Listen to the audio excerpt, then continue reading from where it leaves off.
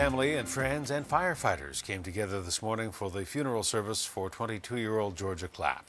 She was one of the 3 young people killed last Saturday in an early morning house fire in Victoria. The young environmentalist loved the outdoors, the arts, and most of all, she loved her family. And they talked about that today as they remembered her. CTV's Joe Perkins reports.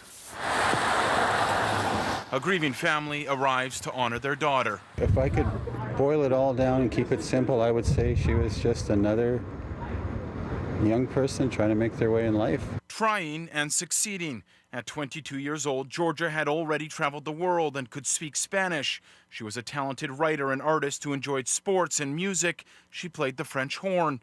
But it was her passion for nature that brought her to UVic to study the environment. And she even got a job at working in an environmental place, you know, so that she could carry on her respect for the earth.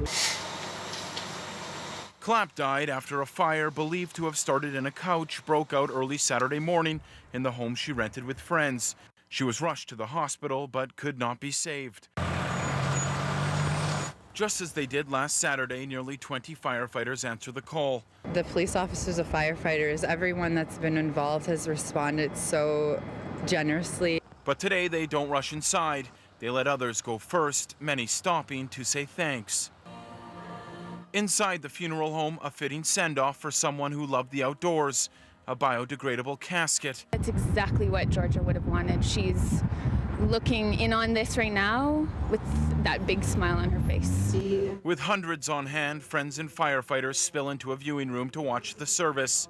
A tribute to a young woman who lived life to the fullest. That's what she would have wanted for us, is to enjoy life to the fullest, you know, to make the most of our talents and our gifts that we have and to use them to help people. It's a message friends say Georgia is passing on, and those friends are passing messages back, handwritten in crayon on the wooden casket, where they'll stay until they break down into the earth, just the way Georgia would have wanted it. She really did try to bring people together.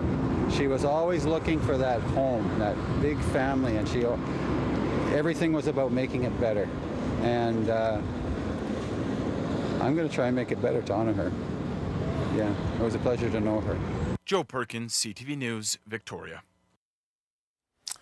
Also killed in Saturday's fire were Emily Morin and her boyfriend Mark Mitchell. There will be a combined service for them Sunday at 2 o'clock at the Friendship Community Church in Central Saanich.